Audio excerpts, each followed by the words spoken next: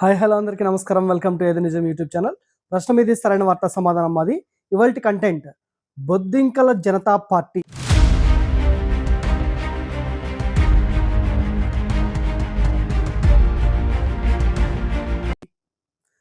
ఆశ్చర్యపోతున్నారా? బొద్దింకలు పార్టీ పెట్టడం ఏంటి?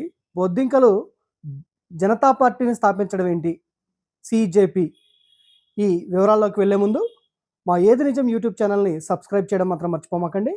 ఇక కంటెంట్లోకి వెళ్తే, ఇటీవల ఒక 3-4 రోజుల నుంచి దేశంలోనే ఒక సంచలనమైనటువంటి వార్త సర్క్యులేట్ అవుతా ఉంది. అది ఏంటి అంటే బొద్దింకల Janata party, CJP, cockroach Janata party అని.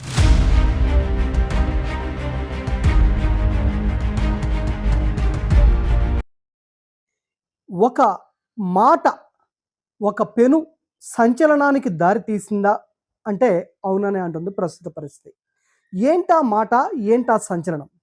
ఇటీవల మే 15వ తారీఖున ఒక కేసు నిమిత్తం భారతదేశ అత్యున్నత న్యాయస్థానం అయినటువంటి supreme court chief justice of India Surya Kant గారు వ్యాఖ్యానిస్తూ, నిరుద్యోగుల్ని బొద్దింకలతో పోలుస్తూ మరియు పరాన్న జీవులతో పోలుస్తూ, అంటే పారాసైట్స్ ఒకరి మీద ఆధారపడతారు అనేటువంటి విషయాన్ని ఇక్కడ మాట్లాడుతూ, బొద్దింకలతోటి ఈ నిరుద్యోగ యువతను కంపేర్ చేసినటువంటి పరిస్థితుల్లో, గతంలో ఆమ్ ఆద్మీ పార్టీకి వ్యూహకర్తగా, సోషల్ మీడియాలో వ్యూహకర్తగా పనిచేసినటువంటి అభిజిత్ అనేటువంటి 30 ఏళ్ల యువకుడు ఈ కాక్రోచ్ జనతా పార్టీని స్థాపించినటువంటి అనతి కాలంలోనే, అంటే అనతి కాలం అంటే ఇక్కడ 2-3 రోజుల్లోనే సుమారుగా దేశ రాజకీయాలలో ప్రముఖ పార్టీలైనటువంటి భారతీయ జనతా పార్టీ మరియు Indian national Congress party followers ఇన్స్టాగ్రామ్లో ఎంతమంది అయితే ఉన్నారో వాటన్నిటిని కూడా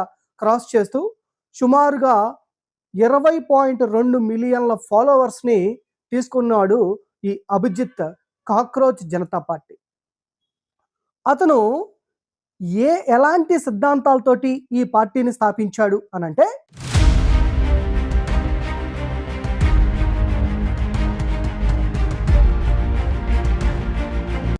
ఒకటి, యూత్కి మెయిన్గా ఒక ఎంప్లాయబిలిటీ కోసం, యూత్ యొక్క అంటే యువకుల యొక్క హక్కుల కోసం సోషలిస్టిక్ ఐడియాలజీలతోటి, సెక్యులరిస్టిక్ ఐడియాలజీలతోటి స్థాపించినటువంటి ఒక ఆన్లైన్ పార్టీగా మనం దీన్ని పరిగణించవచ్చు.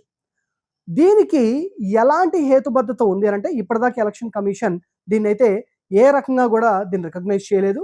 కాకపోతే ఇటీవల వస్తున్నటువంటి యువత మరీ అట్రాక్ట్ అవుతున్నటువంటి జన్ జీ రాజకీయాలకు దోహదపడుతూ ఈ కాక్రోచ్ జనతా పార్టీ ఉత్పన్నమైంది. దీనికి ఎంతోమంది యువకులు, ఎంతోమంది మరీ ముఖ్యంగా 20-30 సంవత్సరాలలో ఉన్నటువంటి యువకులు దీనికి ఎక్కువ మంది ఫాలోవర్స్గా దీనికి యాడ్ అవ్వడం అనేటువంటిది జరిగింది. దీంట్లో మెయిన్గా ఈ పార్టీ యొక్క మేనిఫెస్టోని రిలీజ్ చేస్తూ కొన్ని మంచి పాయింట్స్ని ఇందులో యాడ్ చేయడం జరిగింది.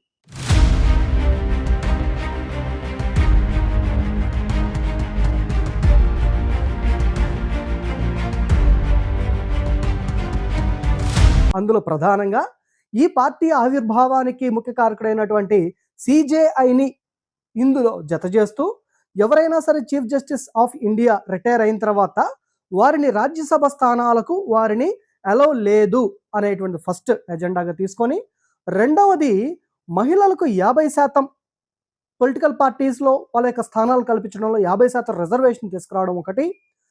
మరొకటి, ఎవరైనా సరే ఎమ్మెల్యే కానీ ఎంపీ కానీ పక్క పార్టీలకు ఫిరాయింపుల ద్వారా కనుక వెళ్తే వాళ్ళు దగ్గరగా 20 సంవత్సరాల వరకు ఎటువంటి రాజకీయ కార్యకలాపాలకు అర్హులు కాదు అనేటువంటిది మరొకటి.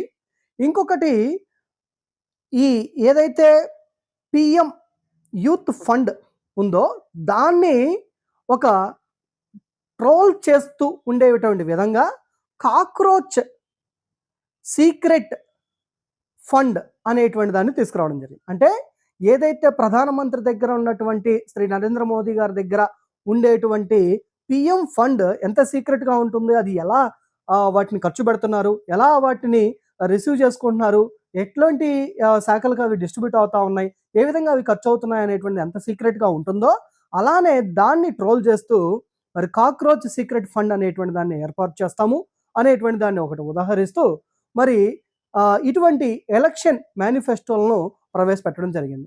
దీనికి మరి రెస్పాన్స్ ఏ వర్గాల నుంచి ఉంది అనంటే అటు సినీ వర్గాల నుంచి, ఇకపోతే రాజకీయ వర్గాల హేమాహేమీలు తృణమూల్ కాంగ్రెస్ నుంచి 2 ఎమ్మెల్యేలు, అదేవిధంగా అనేక పార్టీలు, ప్రముఖ పార్టీలైనటువంటి అఖిలేష్ యాదవ్ గారు, వీళ్ళందరూ కూడా ఈ కాక్రోచ్ జనతా పార్టీకి మద్దతు ఇవ్వడం అనేటువంటిది జరిగింది. మరి ఒక్క మాట 20 మిలియన్ల యూత్ని ప్రభావితం చేసింది.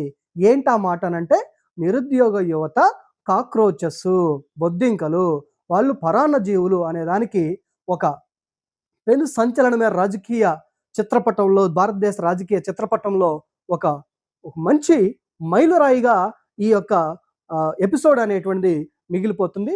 ఏది నిజమనంటే యువకులు ఒక శక్తి. ఆ శక్తిని ఎలా ఉపయోగించుకుంటే అంత బాగా దేశ పురోభివృద్ధి చెందుతుంది. అంతేగాని యువతను మరీ తక్కువ చేస్తూ వారిని ఒక పరాన్న జీవులతోటి, లేదంటే కాక్రోచ్‌లతోటి, బొద్దింకలతోటి పోల్చినప్పుడు ఎలాంటివే జరుగుతాయని చెప్పడానికి ఇదొక ఉదాహరణ. మరి ఈ వీడియో గనక మీకు నచ్చినట్లయితే మీ వ్యూస్‌ని మరియు మీ సలహాలు, సూచనలు కూడా కామెంట్స్ రూపంలో తెలియజేయండి. ఈ వీడియో మీకు నచ్చినట్లయితే లైక్ చేయండి. మరీ ముఖ్యంగా మన ఛానల్‌ని సబ్స్క్రైబ్ చేయడం మాత్రం మర్చిపోమాకండి. ఈ వీడియోని షేర్ కూడా చేయడం మాత్రం మర్చిపోమాకండి. Thank you very much.